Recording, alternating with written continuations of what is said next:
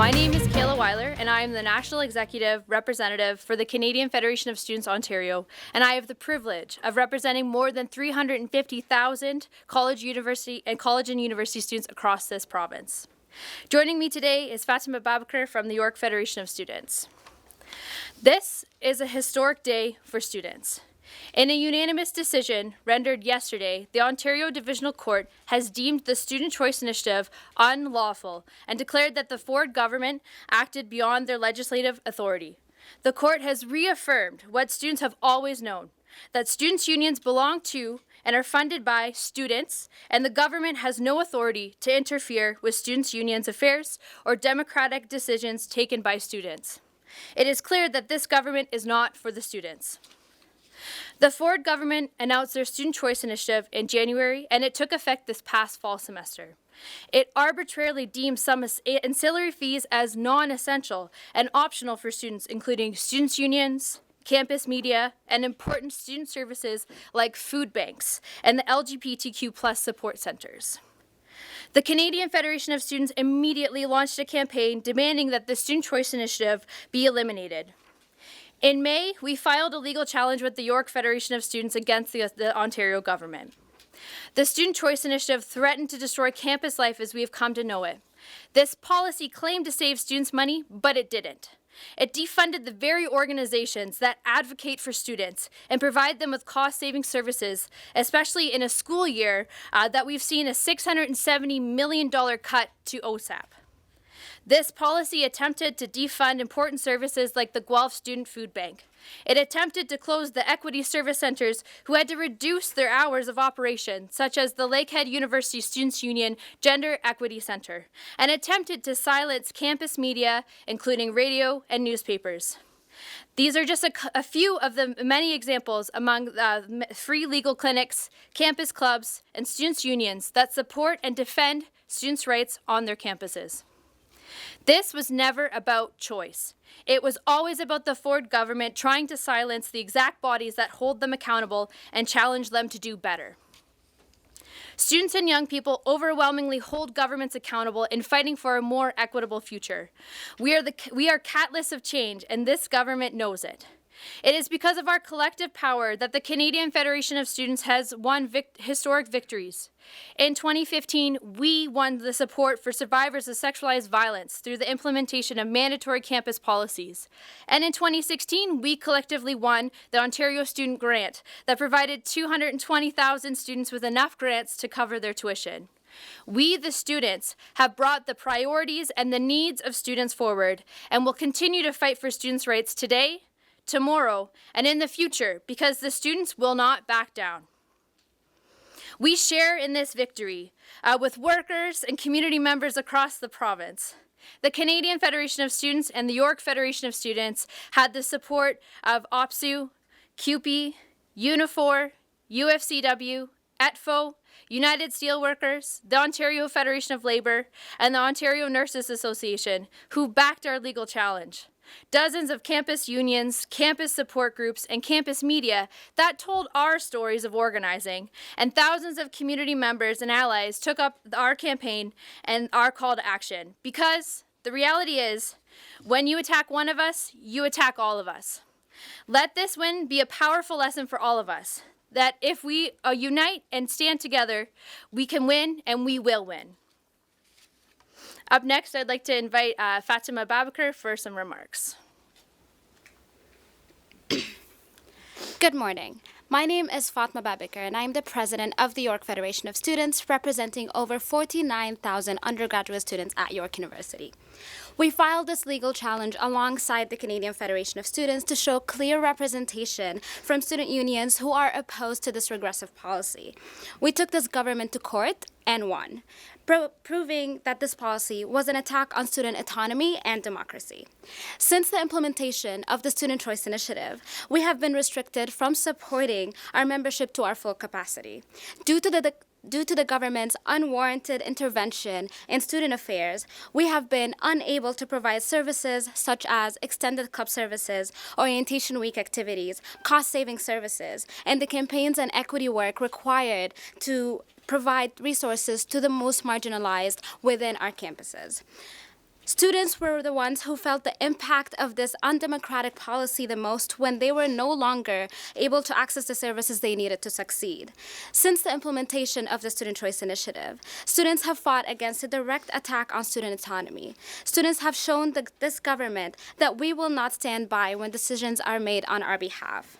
This victory was for students and by students. This victory is not just for our two organizations, but for every single student on our campuses and every single student-run, levy-funded organization on our campuses.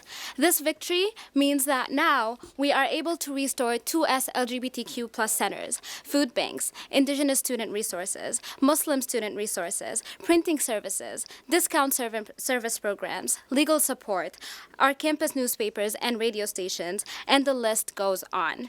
This victory means that we are finally able to begin servicing our students again in the ways that they're asking for. This victory means that the campus life students deserve will be restored, and we are proud to be able to offer those resources.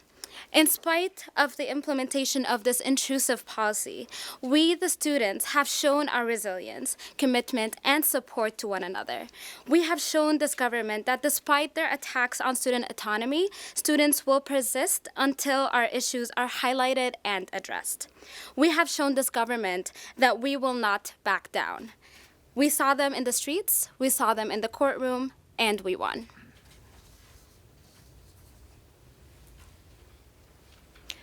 Now is the time that we can take questions about dealing on this case. Have you had any indication of an appeal or sorry about that, that an appeal is coming? We haven't had any confirmation if there will be appeal or not. And when it comes to our opinion when it comes to an appeal is that we're hoping that the government will respect the unanimous decision of the panel of 3 judges and also respect student democracy in the fact that we've already taken this incident or the Student Choice Initiative to court, and there's already been a ruling on it. So we're hoping that decision will be respected. So what happens next? Did things go back to normal next year?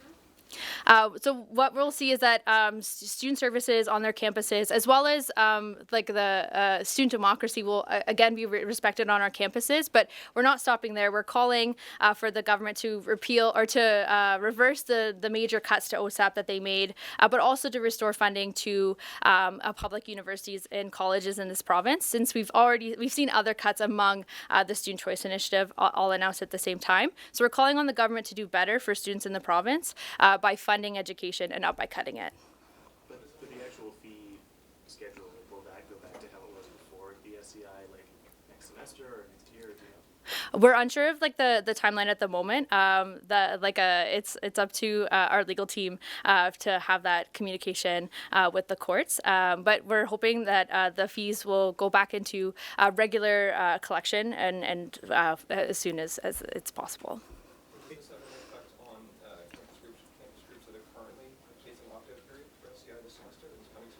That is a question for our legal team. Yeah. So. You certainly can't go backwards, right?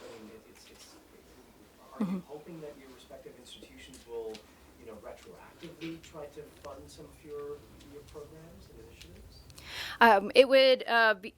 It is ideal if the administrations continue to uphold the previous memorandums of understanding that we had prior to the Student Choice Initiative and continue to support the student groups on our campuses by collecting the fees as determined that the Student Choice Initiative is simply unlawful and that it shouldn't have been a policy in the first place. So we're hoping that this is respected, but also this conversation could be had with the Minister of Colleges and Universities, with the administrations, to be more clear about what happens next and how this legal challenge affects the fee collection. What would you prefer? Because it puts students in a bit of a tight spot, right? To ask them now to open up their wallets and pay for things that they were told or they had the option to not pay for. Would it be preferable to have it retroactive or to start in, let's say, September of 2020 again? I think because students groups are being affected this fall semester, but also in the winter semester. Like I think of particularly food banks and how they're unable to budget for the upcoming semester because of the Student Choice Initiative. That the funding could be collected as soon as it is possible. But again, this is a question for the legal team when it comes to the final court decision and how it comes into play. What's the likelihood that students would be the ones who would be required to pay back the fees that they previously withheld under SCI? I'm unsure of the answer. Yeah. Are there groups that have made changes on campuses that can't be fixed? Say, if fees are collected next year, groups that have had to make cuts, thin down their ability to provide services that can't be reversed? There's been many student groups and campus organizations that had to lay off really important and really vital staff. Like I'm thinking, for example, many workplaces went from several staff members to one or two. And those layoff processes and those hiring processes, but also the human resources realities in those organizations, that has been a major effect on these organizations. And with the recollection of fees starting again, these are changes that have dramatically impacted the work that campus newspapers and campus radio stations as well as students unions do, and that will take time to mediate those changes because they were very dramatic in the way that this policy was overall a bad policy from the very beginning, meaning that it cost people their jobs and their livelihood, but also these campus organizations weren't able to operate it at its full purpose and entirety because of these major cuts. So it will take time for organizations to get their feet back on the ground and continue to work for students. But the important thing is the main goal of these student organizations is to work for students. And the students are at the forefront of the work that these groups do. It's not often that as a student group you can pick on a government and win. How do you feel? Oh, I'm very excited. I'm really glad to hear that that the court ruled that this policy was unlawful from the very beginning. It was announced in January. This has always been a bad policy. It was never about putting students first. It was always about trying to undermine the student democracy and the student referendums that students have the opportunity to vote in, but also their membership in their students unions. And I'm really thankful for the work that students unions do, whether it's students seeing a free lawyer when they're in a horrible housing situation, or the emergency food that they can access through a food bank, but also the opportunity to vote in a student union election. Students don't oftentimes get the opportunity to vote and have direct democracy and have their voices heard. And I think that's the core issue that resonates with me, is that our democracy is valid, and it never was not valid. But this court just reaffirms that our democracy and the work that students unions do is important to students in this province. Can you comment on the Premier's rationale for this policy? The fundraising email, it's a quote, said that student unions are responsible for crazy Marxist nonsense. So when it comes to the comment that Doug Ford had made in the fundraising email, it was clear that the intent of the policy was never to save students money, but rather to try to defund and stop the work that we do for students. The work that we do for students includes fighting against major cuts to OSAP, such as the $670 million cut to OSAP we saw earlier this year. And it goes to show that the Student Choice Initiative was put forth in bad faith, and it was never for a good intent to help students, but rather to harm the organizations that put students first. Do you think that there's any possibility of advocating for the government to pay back what was done to the SCI instead of asking students to pay back? The answer is that it's not off the table. That it hasn't been a conversation that has been had so far, but it's a good conversation that needs to be had.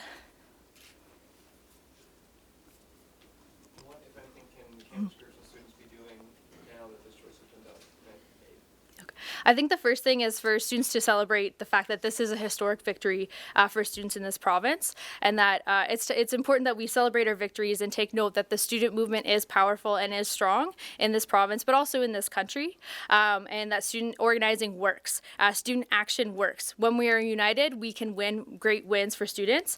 So it's a time to celebrate this victory, but also it's a time to continue to organize with students on our campuses. If there's students that haven't been involved with their students unions or their student campus groups that this is a time to get involved, because we're going to see more cuts happen in the future, unfortunately. But if we're united, we can continue to fight back. We can continue to win victories for students. It's an important time for students to get involved, vote in your student union elections, attend annual general meetings, take part in the democratic processes that are put in place on your campuses, because those are the ways that we're going to make decisions that are going to benefit not just current students, but future students in this province.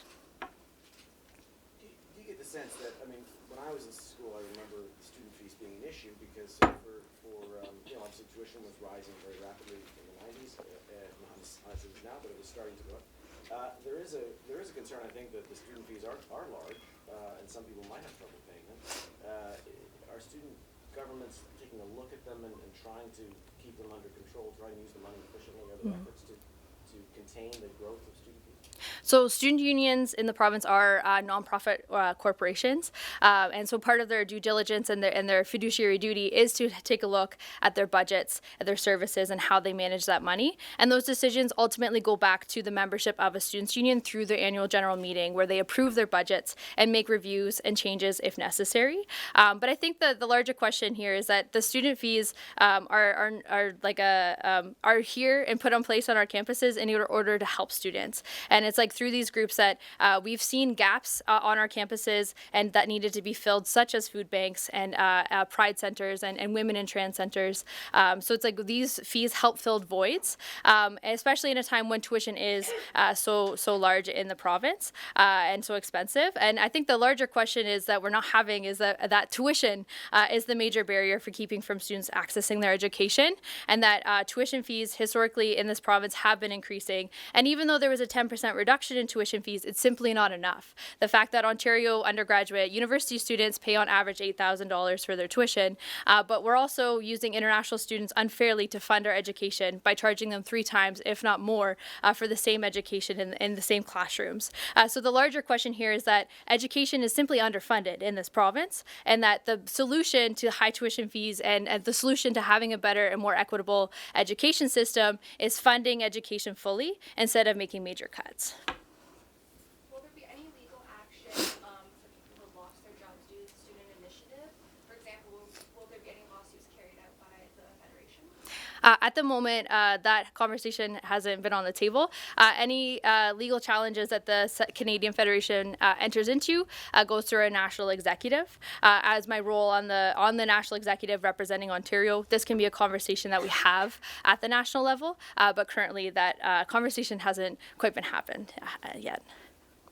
We've seen many groups in the past few months kind of, out there in public making a case for why they think these fees are important, whether it's campus newspapers or unions. Given this decision, do you expect that kind of communication to continue, and do you think it's even more important now that you have this decision? I'm going to answer this and then I'll pass it to Fatima to talk about what's happening at the York Federation of Students. But I think a lesson to be learned from the Student Choice Initiative policy being introduced on our campuses is that students' unions are highly valuable to their students and to their membership, and the value can't be equated to just a price or just a fee that students pay, but these organizations are priceless. They're extremely valuable, and it's important for members to get the information from their students' unions, but also to attend events run by students' unions and campus groups to gather this information and fully benefit from the membership that they have in their students' unions. There's so many services that student unions offer, but also opportunities outside of the classroom that students' unions provide that cannot be recreated in another fashion because they're so unique and personal to each individual campus. So it's important for students to understand their membership in their students' unions as well as the Canadian Federation of Students. But I'm going to pass it to... Thank you so much for your question. What we see at York is that students are angry about the cuts to education. Students are angry about the fact that they are continuously paying higher tuition fees. And in addition to that, with the Student Choice Initiative not being able to access their education at the same capacity that they used to, because the only organizations that offer these resources for them are now being under attack. Thankfully, right now, due to the court's decisions, we are able to restore these services. We are able to restore these resources for students to be able to access those services. Because what we have seen that students have taken the streets. Students have been vocally angry within our campuses, and they are simply not okay with the provincial government making decisions on their behalf for what they should be making decisions for.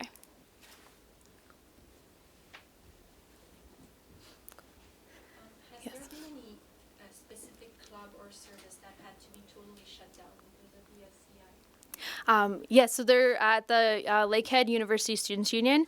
They had to close their Sustainability Initiative Center, as well as cut back the hours that their other service centers, such as their Gender Equity Center, their Pride Center, that the hours that those services were open.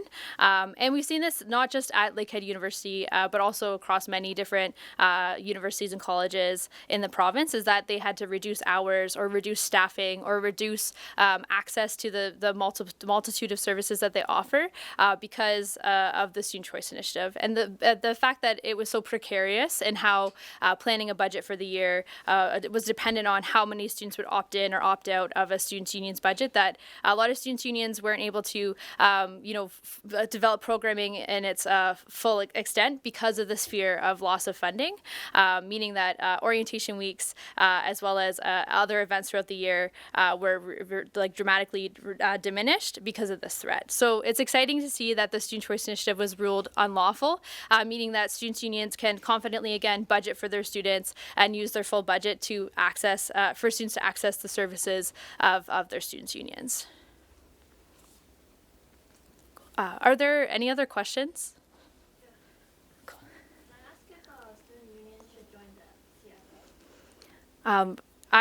So the question is if student unions should join the CFS, and I, as a member of the Canadian Federation of Students, I say yes. The part of the role of the Canadian Federation of Students is to represent students provincially and nationally. It is a very unique experience for students unions to be able to have that direct connection with the provincial student movement, but also with the national student movement and even an international student movement. We're stronger when we're united together. We're stronger when we can pool our resources together and provide services, but also stand united with students across the province. The unique thing that I love about the Canadian Federation of Students is that it's not just students here in the GTA, but students across the province in Northern Ontario, but also in other provinces, where we get to share unique realities of being a student and studying in Canada, but also call for better from not just our provincial governments, but also from our federal government to fund education so that we can all have access to a better education system. So I highly recommend that students get involved with their students' union as well as the Canadian Federation of Students because it's a priceless organization. It is super valuable to students across the province, not just today, but also in the future, because we're going to fight for future students until we've won for students in this country. What would you tell students who would say they don't want to pay for services they don't use? I'd say that all students benefit from the advocacy work of a students' union, regardless if even if you've never stepped foot on a campus and you've taken courses online, you still benefit from the advocacy work of the students' union, whether it's academic advocacy or better support services, or also the fact that the student movement in this province has historically won tuition fee freezes. That impacts students who never even come to campus, because we know the unique reality of students is that students are studying in different formats and different timetables and different schedules, and that the work that the students' unions do benefits every student, regardless if you come to campus or not. So. Cool. Are there any other questions? Cool. Well, go ahead. Will student groups be getting their funding reallocated or reimbursed at some capacity? I'm unsure of the answer to the question. Yes, yeah, but that could be a conversation that is had, among students' unions, but also among the Canadian Federation of Students. We can talk about how to take on that kind of nuanced conversation. Cool. All right. Isn't it that the fact that the CFS and the student movement had to go to court? Are you with the media? Yeah, You don't have a yellow badge. Oh, okay, well, So it's so we can't ask? Yeah. Technically, it's only questions are allowed. Cool. Okay, Who but are you with? it's just 10 seconds, my question. Okay. Sorry, who are you with? People's Voice, media. Sorry, I don't know what that is. Well, I can. does Yeah. exist. I can answer questions to media after this press conference. And I definitely I like to encourage that if anyone is here for campus media, that it would be great to chat with you, particularly since you've been directly impacted by the Student Choice Initiative as well. But I'm going to pause here for questions if there's any last minute questions. But if not, I just want to say a big thank you to you all for coming here today to celebrate this major victory for the student movement in this province, but also for students across the country, and winning the fact that we've ruled that the Student Choice Initiative is unlawful. And again, thank you to our labor partners that helped sponsor the legal challenge, because we wouldn't be able to have taken on this challenge without their support and their solidarity. So thank you all for coming, and peace and solidarity.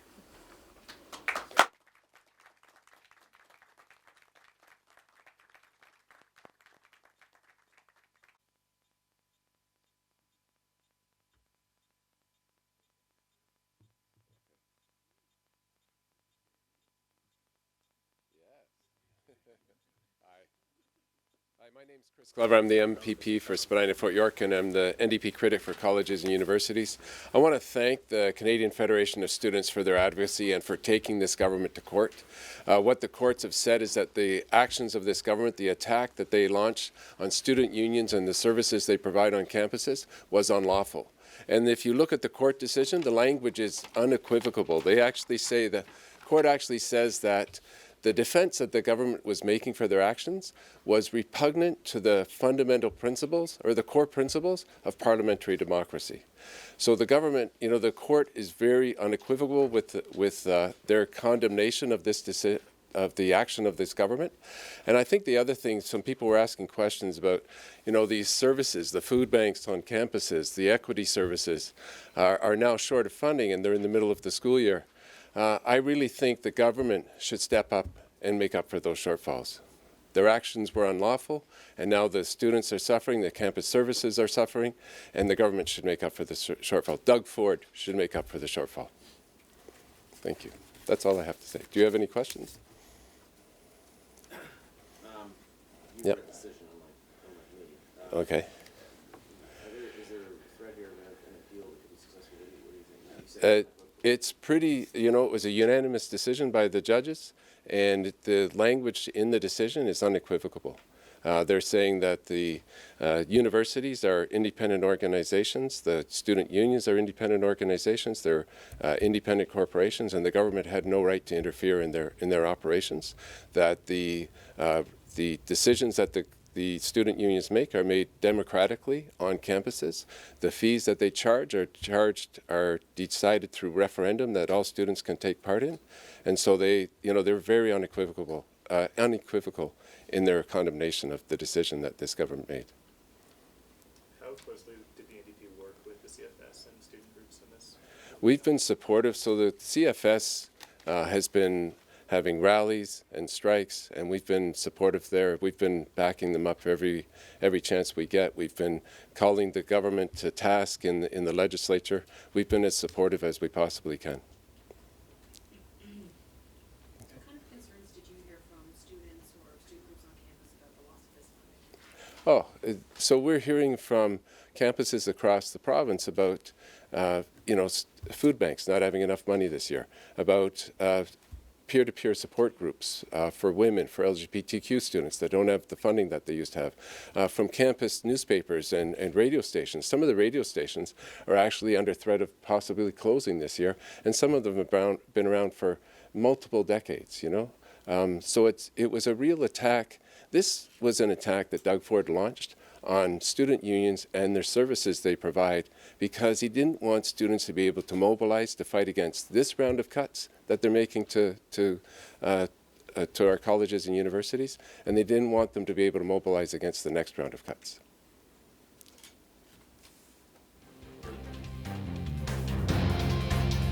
Thank you very much.